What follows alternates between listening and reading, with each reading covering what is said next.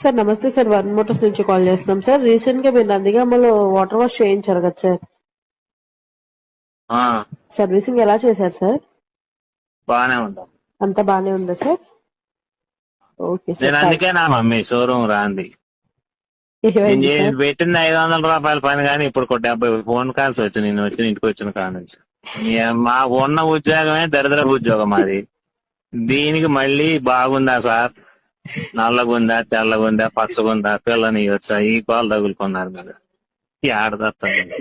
Car అమ్మానమ్మా నిన్న, ఎడ్ల బండి కొనుక్కొని నేను. మా వల్ల కాక మీరు చేయాల్సిన పనే లేదు. బండి కూడా మీకు రేపు పొద్దున మీ షోరూమ్ కాడికి పూర్తి చేపిస్తాను. మీ షోరూమ్ ముందు పెట్టి ఎడ్ల బండి మీరు మాట్లాడదు.